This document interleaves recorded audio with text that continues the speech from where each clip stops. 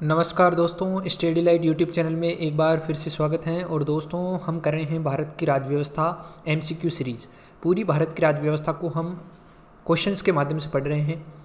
आज का हमारा जो टॉपिक है वो है संविधान की प्रस्तावना, प्रीएम्बल ऑफ इंडियन कॉन्स्टिट्यूशन। इसमें हम 25 अति महत्वपूर्ण प्रश्न देखने वाले हैं विथ एक्सप्लेनेशन। ठीक है, डिटेल से मैं आपको हर एक क्वेश्चन का पोस्टमार्टम करके बताऊँगा। वीडियो शुरू करने से पहले आपको स्टडी लाइट यूट्यूब चैनल को सब्सक्राइब करना है और बेल आइकन को दबाना है। ठीक है, तो चलिए शुरू करते हैं। सबसे पहला क्वेश्चन देखिए, पहला क्वेश्चन है भारतीय संविधान के किस भाग को उसकी आत्मा की व्याख्या प्रदान की गई है। ऑप्शन है प्रस्तावना, ऑप्शन बी है मौलिक अधिकार, सी है राज्य के नीति निर्देशक तत्व और डी है संविधान के सभी अनुच्छेद। तो इसका सही उत्तर है प्रस्तावना, प्रीएम्बल को भारतीय संविधान की आत्मा कहा है। और ये किसने कहा है? यहाँ पे देखिए दो चीज़ है, कुछ चीज़ें हैं कन्फ्यूजन पैदा कर देती है स्टूडेंट्स के बीच में।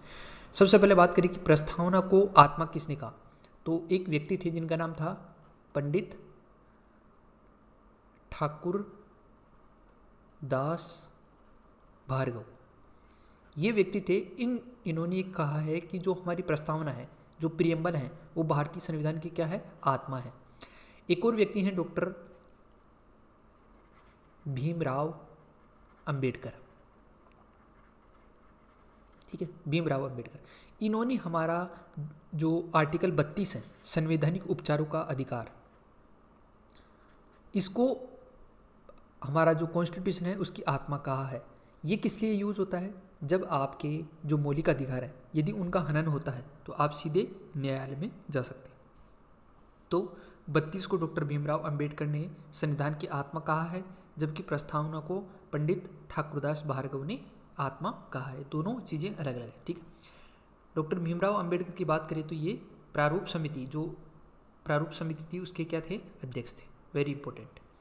इसके बाद में मौलिक अधिकारों की बात करें तो मौलिक अधिकार कितने हैं? 12 से 35 के बीच में। टोटल मौलिक अधिकारों की बात करें मूल संविधान में तो 7 थे, वर्तमान में कितने हैं? 6। ये जो एक कम हुआ है वो कौन सा है? संपत्ति का अधिकार। उसको हटा के अब क्या बना दिया गया है? कानूनी अधिकार बना दिया गया है और आर्टिकल 300A में डाल दिया गया है। ठीक है, फिर है राज्य के नीति निर्देशक तत्व, यानी कि इसको हम बोलते हैं डीपीएसपी। ये कहाँ से कहाँ तक है? तो ये है 36 से लेके 51 तक और भाग 4 में है। ठीक है, और ये जो फंडामेंटल राइट्स हैं वो किस में है? भाग 3 में है। Very important. संविधान के सभी अनुच्छेदों की बात करें तो वर्तमान में कितने अनुच्छेद हैं? 495 अनुच्छेद। भाग कितने हैं? 22। अनुसूचियाँ कितनी हैं? 12। Very important question. अगला क्वेश्चन है क्वेश्चन नंबर 2, धर्मनिरपेक्षता यानी कि सेक्युलरिज्म का अर्थ क्या है? हमारी इंडियन कॉन्स्टिट्यूशन में एक शब्द है जो है धर्मनिरपेक्षता। इसका क्या अर्थ है? ऑप्शन है राष्ट्र का अपना धर्म है, ऑप्शन बी है राष्ट्र का धर्म से कोई संबंध नहीं है, ऑप्शन सी है राष्ट्र सभी धर्मों को मान्यता देता है लेकिन उसका अपना कोई धर्म नहीं होता, या फिर इनमें से कोई नहीं। तो इसका सही उत्तर है ऑप्शन सी, राष्ट्र सभी धर्मों को मान्यता देता है लेकिन इसका अपना कोई धर्म नहीं होता। यानी भारत का कोई राज्य धर्म नहीं है, परंतु जो भारत है या जो राज्य है वो सभी धर्मों को मान्यता तो देता है लेकिन उसका स्वयं का कोई धर्म नहीं है। और एक चीज़ और याद रखना कि धर्म के नाम पे जो राज्य है या फिर सरकार है टैक्स नहीं ले सकती। ठीक है, लेकिन शुल्क जरूर ले सकती है। ये दोनों इंपॉर्टेंट है, टैक्स नहीं ले सकती लेकिन शुल्क ले सकती है, ध्यान रखना। अगला क्वेश्चन है क्वेश्चन नंबर 3, निम्नलिखित में से वे 2 शब्द कौन से हैं जिनका समावेशन 42वें संशोधन द्वारा संविधान की उद्देशिका या फिर प्रस्तावना में किया गया था?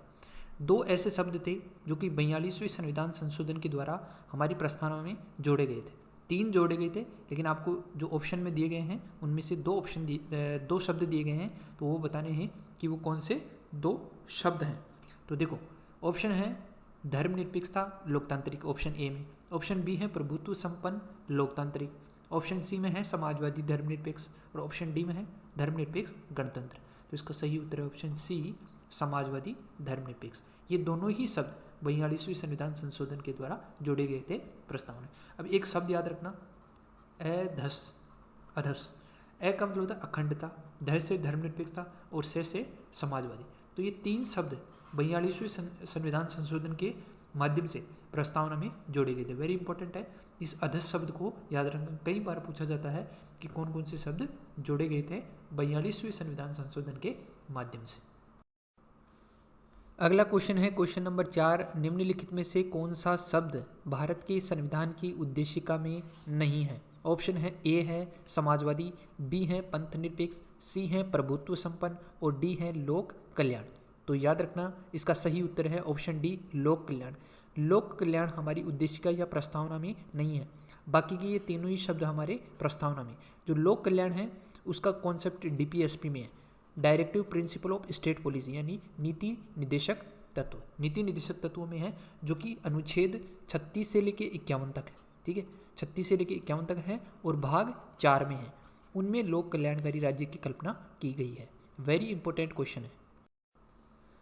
अगला क्वेश्चन है क्वेश्चन नंबर 5, कल्याणकारी राज्य का उद्देश्य क्या है? ऑप्शन ए है अधिकतम संख्या का अधिकतम कल्याण सुनिश्चित करना, ऑप्शन बी है कमजोर वर्गों के कल्याण का प्रबंधन करना, ऑप्शन सी है सभी नागरिकों को स्वास्थ्य सुविधाएं प्रदान करना, या ऑप्शन डी है उपयुक्त में से कोई नहीं। तो इसका सही उत्तर है ऑप्शन बी, कमजोर वर्गों के कल्याण का प्रबंधन करना। जैसे कि मैंने आपको बताया था कि जो हमारे डीपीएसपी हैं 36 से लेकर 51 तक जो अनुच्छेद है, इनमें हमारे लोक कल्याणकारी राज्य की कल्पना की गई। अब देखो जो डीपीएसपी है, यदि इन डीपीएसपी का यदि उल्लंघन होता है तो आप न्यायालय में नहीं जा सकते, यानी ये जो डीपीएसपी है वो न्यायालय में परिवर्तनीय नहीं है। ऐसा क्यों किया गया है? देखो, जब हमारा देश आज़ाद हुआ था तो हमारा देश काफ़ी गरीब था और जो जनसंख्या थी वो बहुत ज़्यादा थी। इसलिए जो जिन्होंने कॉन्स्टिट्यूशन बनाया यानी संविधान बनाया, उन्होंने कुछ अधिकार तो हमारे को दिए, जो कि जिनको हम फंडामेंटल राइट के नाम से जानते हैं। लेकिन कुछ अधिकार ऐसे थे कि उस समय जो सरकारें थी उनके पास रिसोर्सेज नहीं थे, तो उन्होंने डीपीएसपी में डाल दिए और ये कहा कि इन फ्यूचर में जब सरकारों के पास रिसोर्सेज आएंगे तो वो सरकारें क्या करेंगी, लोगों को वो अधिकार देंगी। तो जो डीपीएसपी है वो क्या है, न्यायालय द्वारा परिवर्तनीय नहीं है। और ये जो डीपीएसपी है इन्हीं में कमजोर वर्गों के कल्याण का प्रबंधन करने की बात कही गई है। और समय समय पर कई सरकारों ने जो डीपीएसपी है उनसे कई कानून भी बनाए हैं हमारे समाज के लिए। तो ये एक इम्पोर्टेंट क्वेश्चन है, ध्यान रखना। अगला क्वेश्चन है क्वेश्चन नंबर 6, भारत को एक गणराज्य मुख्य रूप से माना जाता है क्योंकि, यानी भारत को एक गणराज्य क्यों माना जाता है? ऑप्शन ए है राज्य अध्यक्ष का चुनाव होता है, ऑप्शन बी है उसे 15 अगस्त 1947 को स्वतंत्रता मिली थी, ऑप्शन सी है उसका अपना लिखित संविधान है, या फिर डी उसकी सरकार संसदीय प्रणाली के अनुसार है। तो इसका सही उत्तर है ऑप्शन ए, राज्य अध्यक्ष चुनाव होता है। देखो, राज्य अध्यक्ष कौन होता है? वो होता है राष्ट्रपति, और जो राष्ट्रपति है वो चुनाव के माध्यम से चुनकर आता है और उसी को बोलते हैं गणराज्य। तो भारत के अंदर जो गणराज्य शब्द है, उस गणराज्य शब्द का मतलब यही है कि जो राज्य अध्यक्ष यानी राष्ट्रपति है वो चुनाव के माध्यम से आएगा। वेरी इंपॉर्टेंट है, याद रखना। अगला क्वेश्चन है क्वेश्चन नंबर 7, भारतीय संविधान की प्रस्तावना के सिलसिले में निम्नलिखित में से कौन सा क्रम सही है?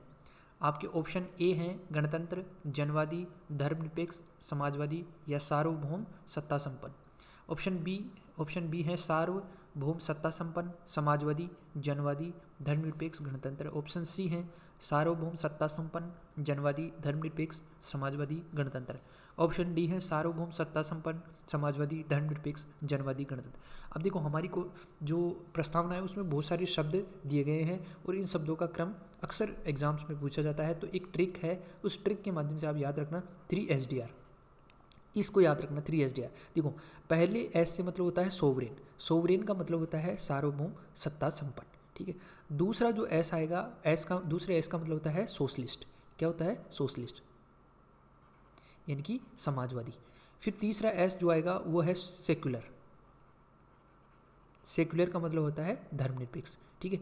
फिर इसके बाद में डी, 3S हो गए, 3S के बाद में डी का मतलब होता है डेमोक्रेटिक, ठीक है, डेमोक्रेटिक मतलब जनवादी, ठीक है। फिर इसके बाद में आता है आर मतलब रिपब्लिक यानी गणतंत्र।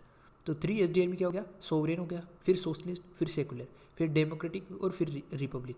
तो आपका ऑप्शन कौन सा है? डी, ऑप्शन डी सही है। तो ये 3SDR की जो ट्रिक है आप याद रखना, इसी से आपको याद रह जाएगा जो क्रम है हमारे शब्दों का वो।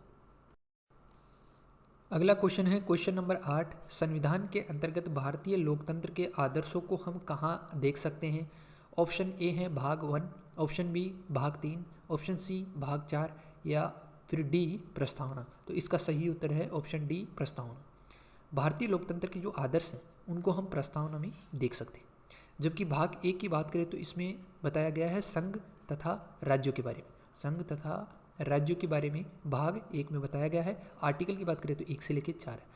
भाग 3 की बात करें तो फंडामेंटल राइट यानी हमारे जो मौलिक अधिकार है उनके बारे में बताया गया है, जो कि कितने हैं 12 से 35 तक है। ठीक है।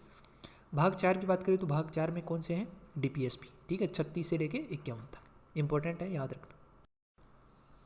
अगला क्वेश्चन है क्वेश्चन नंबर 9, भारत के संविधान में प्रदत्त हमारे देश का नाम क्या है। अभी हाल फिलहाल में काफ़ी चर्चा में भी रहा है नाम को बदलने को लेके। तो आपको बताना है कि भारत के संविधान में प्रदत्त हमारे देश का नाम क्या है। ऑप्शन ए है हिंदुस्तान अर्थात भारतवर्ष, ऑप्शन बी है इंडिया अर्थात हिंदुस्तान, ऑप्शन सी है इंडिया अर्थात भारत, ऑप्शन डी है भारत देश अर्थात इंडिया। तो इसका सही उत्तर है ऑप्शन सी। हमारी कॉन्स्टिट्यूशन में इंडिया अर्थात भारत नाम दिया गया है। अगला क्वेश्चन है क्वेश्चन नंबर 10, किस वर्ष भारत एक प्रभुत्व संपन्न प्रजातांत्रिक गणराज्य बना। प्रभुत्व संपन्न का मतलब होता है हमारा देश सोवरेन है, प्रभुत्व संपन्न है यानी कि अपने फैसले लेने के लिए किसी अन्य देश पे डिपेंडेंट नहीं है, अपने फैसले स्वयं ले सकता है भारत। प्रजातांत्रिक गणराज्य, गणराज्य का मतलब मैंने आपको बताया, और प्रजातांत्रिक का मतलब होता है डेमोक्रेटिक कंट्री है, और गणराज्य का मतलब है कि हमारा जो राज्याध्यक्ष यानी राष्ट्रपति है वो चुनाव के माध्यम से चुनकर आए। तो ये प्रावधान किस वर्ष लागू हुआ था। ऑप्शन ए है 1947 में, ऑप्शन बी 1951 में, ऑप्शन सी 1935 या फिर 1950 में। तो इसका सही उत्तर है ऑप्शन डी 1950 में, क्योंकि हमारा जो संविधान है वो 26 जनवरी 1950 को पूर्ण रूप से लागू हो गया था। ठीक है। अगला क्वेश्चन है क्वेश्चन नंबर 11, संविधान की उद्देशिका या प्रस्तावना का संशोधन कितनी बार किया गया है। यानी शुरू से लेकर वर्तमान तक हमारी जो प्रस्तावना है उस प्रस्तावना में कितने बार संशोधन किया गया है। ऑप्शन ए है 3, ऑप्शन बी 2, ऑप्शन सी 1 या ऑप्शन डी संशोधन नहीं किया गया है। तो इसका सही उत्तर है ऑप्शन सी, एक बार हमारी जो प्रस्तावना है उसमें क्या किया गया है, संशोधन किया गया। और मैंने आपको बताया था कि जो संशोधन किया गया था उस संशोधन के माध्यम से हमारी प्रस्तावना में 3 शब्द जोड़े गए थे, जिसको अधस के नाम से याद रखेंगे। ऐ से अखंडता, ध से धर्मनिरपेक्षता और से समाजवादी। तो एक बार संशोधन किया गया है जिसके माध्यम से 3 शब्दों को जोड़ा गया है। Very important. अगला क्वेश्चन है क्वेश्चन नंबर 12, भारत की संविधान की प्रस्तावना में प्रथम संशोधन कब किया गया। अब एक ही बार किया गया है और वो प्रथम संशोधन कब था। तो ऑप्शन है 1951 में, 1976 में, 1971 में या 1984 में। तो इसका सही उत्तर है 1976 में। 1976 में क्या किया गया था, प्रथम बार संशोधन किया गया था। अगला क्वेश्चन है क्वेश्चन नंबर 13, भारतीय संविधान की उद्देशिका में परिवर्तन किस संशोधन अधिनियम में किए गए थे। ये मैंने आपको बताया कि एक बार संशोधन किया गया था और कब किया गया था, तो वो किया गया था ऑप्शन सी इसका राइट आंसर है 42वां संविधान संशोधन। 1975 नहीं आएगा, यहाँ पे 76 आएगा। ठीक है। और जो 40वां संशोधन था वो भी 76 में किया गया था, 38वां 1975 में किया गया था, 44वां किया गया था 1979 में। तो याद रखना 42वां संविधान संशोधन अधिनियम 1976 के माध्यम से प्रस्तावना में संशोधन किया गया और 3 शब्दों को जोड़ा गया, अखंडता, धर्मनिरपेक्षता और समाजवादी। अगला क्वेश्चन है क्वेश्चन नंबर 14, जवाहरलाल नेहरू द्वारा उद्देश्य प्रस्ताव कब दिया गया था। ऑप्शन ए है 11 दिसंबर 1946, बी है 12 दिसंबर 1946, सी 13 दिसंबर 1946 या फिर डी 16 दिसंबर 1946। तो इसका सही उत्तर है 13 दिसंबर 1946 को जवाहरलाल नेहरू द्वारा उद्देश्य प्रस्ताव दिया गया। तो ये डेट याद रखनी है, अक्सर कहीं एग्जाम्स में, वनडे एग्जाम्स में ये क्वेश्चन पूछ लिया जाता है। अगला क्वेश्चन है क्वेश्चन नंबर 15, प्रस्तावना का वह प्रावधान जो सभी वयस्क नागरिकों को मतदान का अधिकार प्रदान करता है कहलाता है। ऑप्शन ए है पंथ निरपेक्षता, ऑप्शन बी है प्रजातंत्र, ऑप्शन सी है समाजवाद और ऑप्शन डी है गणतंत्र। तो इसका सही उत्तर है ऑप्शन बी प्रजातंत्र। प्रजातंत्र वह कॉन्सेप्ट है जिसके माध्यम से सभी वयस्क नागरिकों, वयस्क का मतलब है 18 साल या 18 से ज़्यादा, ठीक है, उन सभी नागरिकों को मतदान का अधिकार प्राप्त होगा। जबकि पंथ निरपेक्षता का मतलब क्या होता है, पंथ निरपेक्षता या धर्म निरपेक्षता का मतलब ये होता है कि हमारे राज्य या राज्य का कोई राजकीय धर्म नहीं होगा और राज्य जो है वो सभी धर्मों को सपोर्ट करेंगे लेकिन उसका स्वयं का कोई धर्म नहीं होगा। समाजवाद का मतलब होता है कि जो हमारा देश है वो समाजवाद को तवज्जो देगा। आज के समय हमारी जो इकोनॉमी है वो क्या है, मिश्रित है। मिश्रित का मतलब होता है समाजवाद प्लस पूंजीवाद। समाजवाद प्लस पूंजीवाद का क्या है? मिश्रण है। जैसे पूंजीवाद के माध्यम से हम समाजवाद की तरफ जाने का प्रयास करेंगे। और गणतंत्र का मतलब तो यह है जो राज्य अध्यक्ष यानी राष्ट्रपति हैं वो चुनाव के माध्यम से चुनकर आएगा।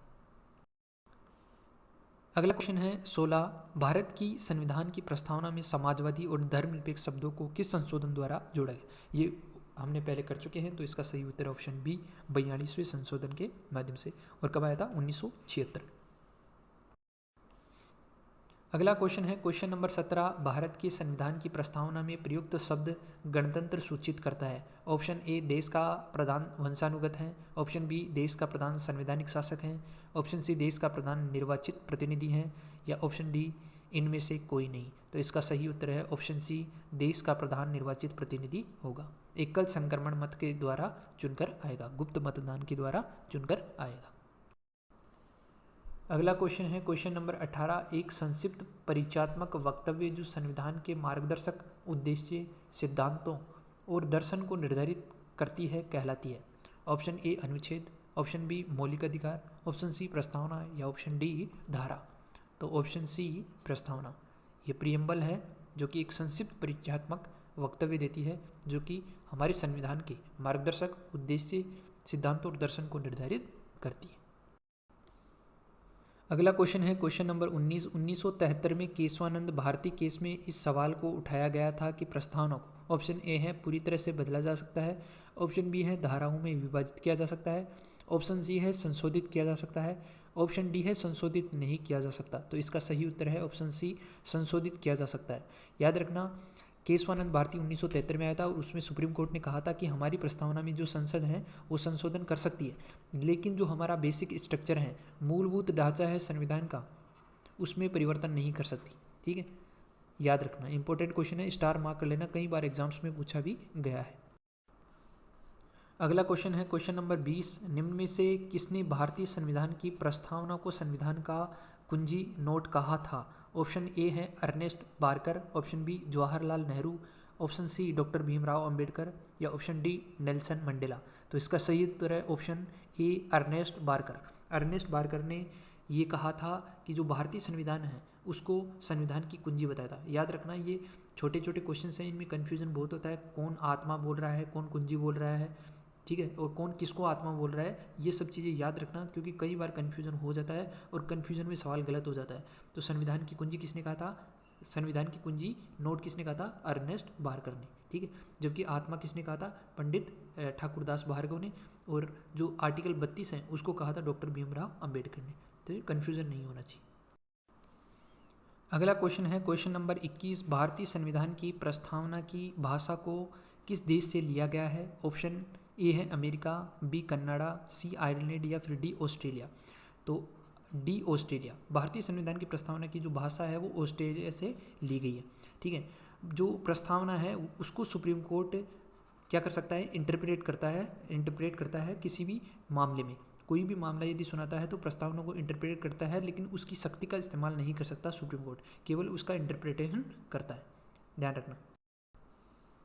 अगला क्वेश्चन है क्वेश्चन नंबर 22, उद्देश्य प्रस्ताव को संविधान सभा द्वारा कब स्वीकार किया गया था? ऑप्शन ए है 22 जनवरी 1947, बी 23 जनवरी 1947, ऑप्शन सी है 26 जनवरी 1950 और डी है 26 नवंबर 1949। तो इसका सही उत्तर है ऑप्शन ए 22 जनवरी 1947।